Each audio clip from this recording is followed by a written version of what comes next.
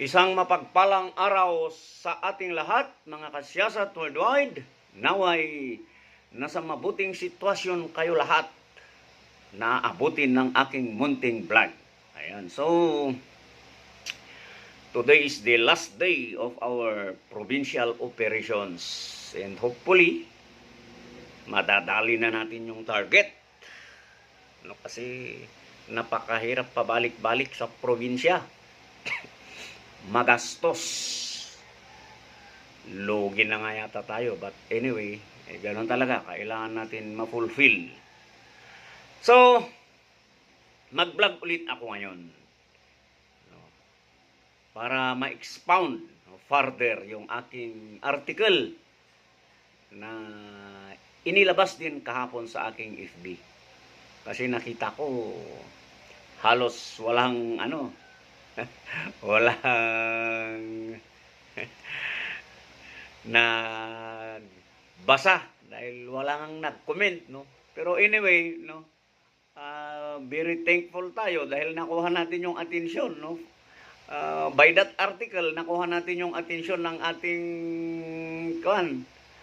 Supremo, di ba? Isang antigo sa media industry. Si Carolan Huta, shout out sa iyo, boss. Kaya kasi nag-comment siya sa ating article, no, na yun ngayong ating i-expound para naman sa mga listener, kasi mukhang mas marami ang ating listener kaysa sa mga reader, di ba? So this is about the case of FLM. Kasi kahapon nga, di ba? Siya ay naaresto ng mga tropa sa kapulisan. Dahil sa kasong multiple counts of unjust vexation. Palakpakan natin ang ating mga pulis, no, for that matter, at least immediate. Kaso, meron ngang issue na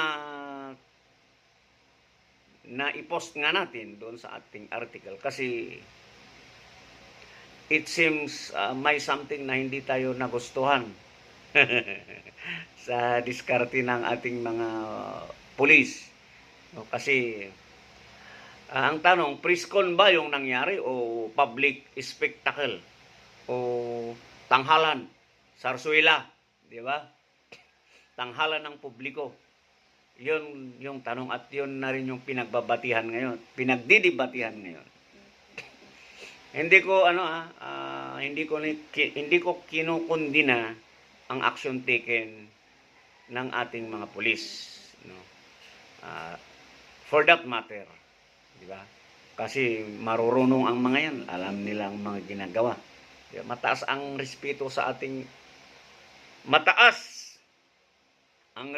ko sa ating mga pulis. Totoo yan, no? Kasi hindi nga ako nakapagpulis eh. 1995 nag-process ako, 'di ba, sa Camp Castañeda. Bumagsak nga ako sa neuro. neuro ba? O parang ganon, no? Neuro UBI. Yan. Kaya hindi ako nakapagpulis, kaya siyempre mas magaling sila sa akin. Kaya itong vlog na ito, no, in support to our article is parang tulong na rin natin sa kanila, di ba? Please consider this as constructive criticism para sa ating mga tropa. Yan. So, ang sitwasyon kasi, siyempre alam naman natin, di ba? Ihinarap sa media si Francis Leo, di ba? Nakadamit ng PDL, di ba? Nakaposas, may escort, di ba? Para ipakita siya sa publiko, di ba? So, which is, yun naman yung dapat. Nandun din sa preskon ang kanyang complainant, yung sikat din na vlogger, si Makagago, di ba? Ayan. Kaso, doon sa pangyayari na nakita natin, it seems, tagilid si Francis Leo. Di ba?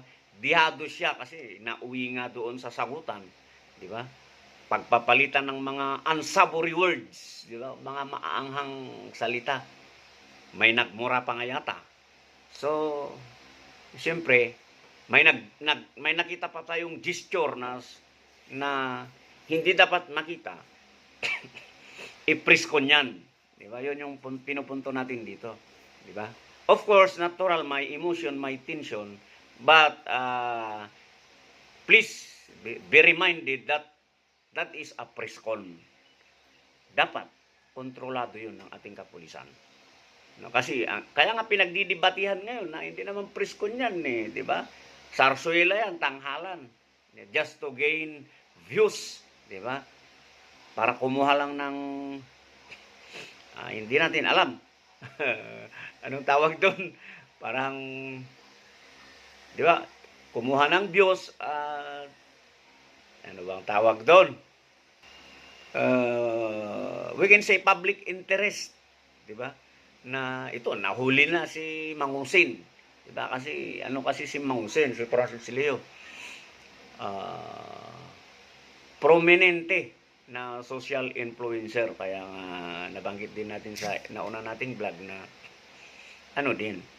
pwede natin i-consider na national interest, diba? Or national issue, dahil si Francis Leo kasi ay social influencer.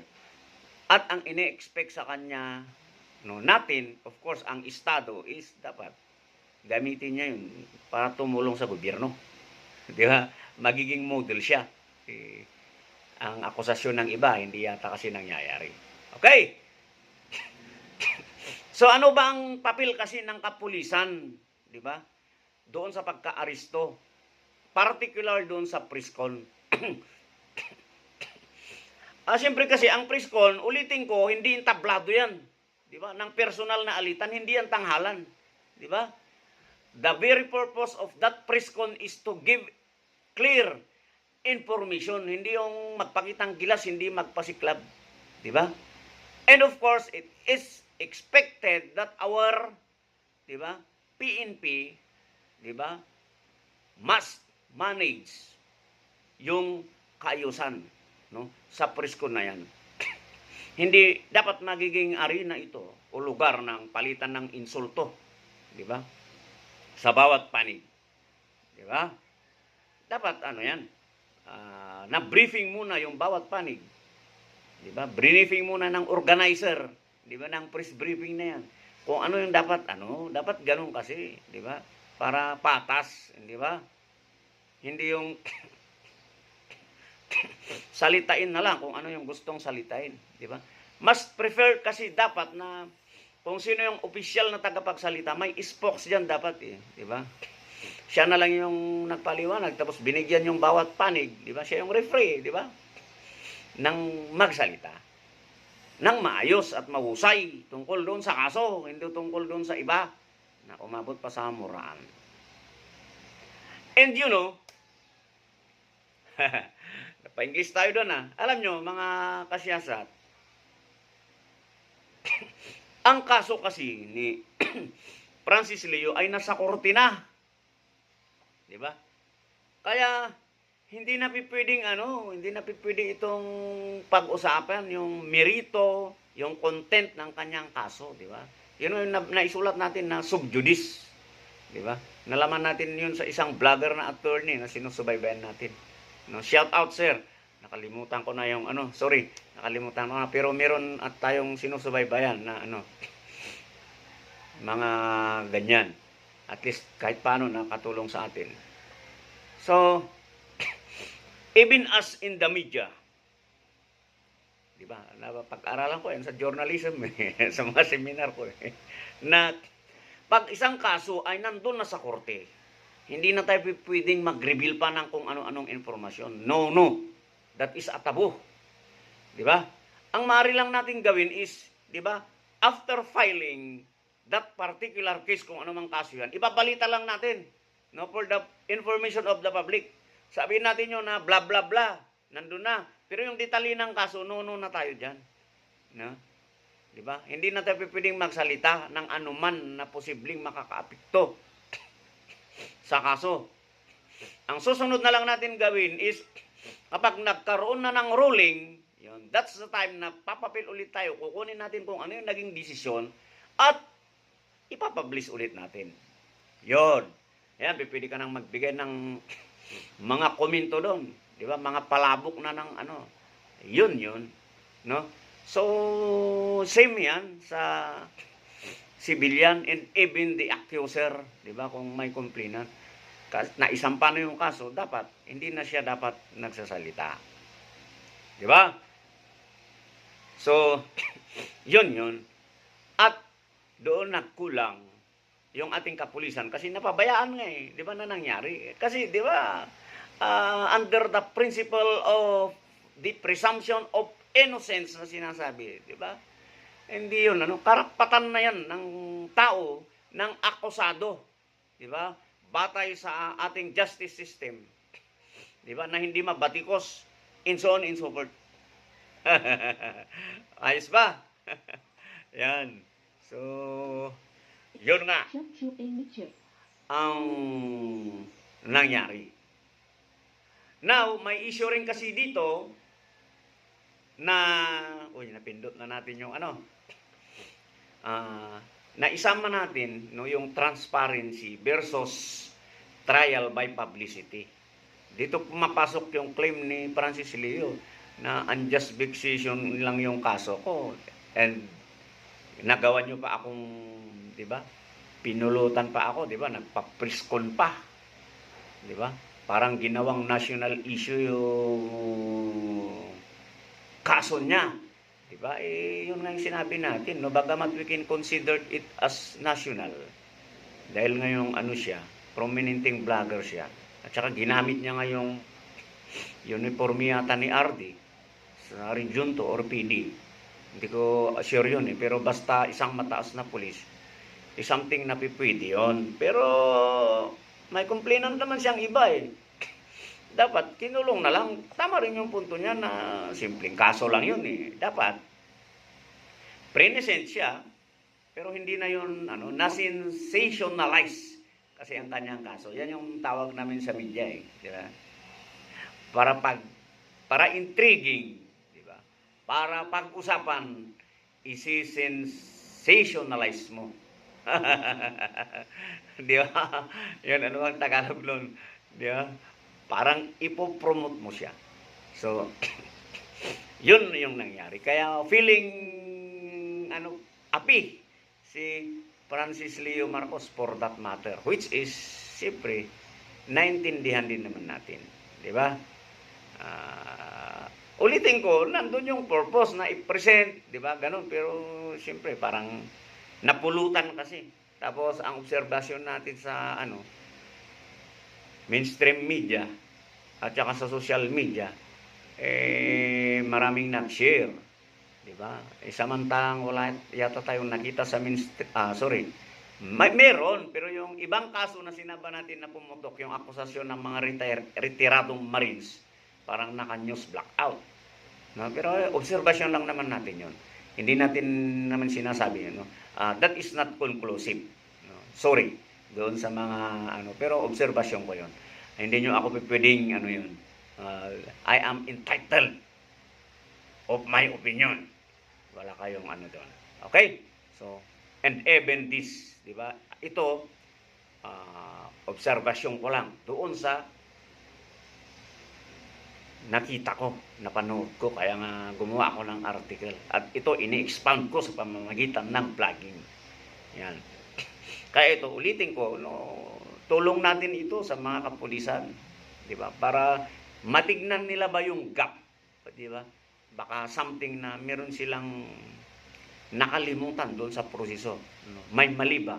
Diba? False move. That needs to rectify. Diba? Para maiwasan ang ganitong usapin in the near future. Ganoon naman yun di ba? So, okay, so ang ating last note is siyempre wala akong pinapanigan dito, 'di ba?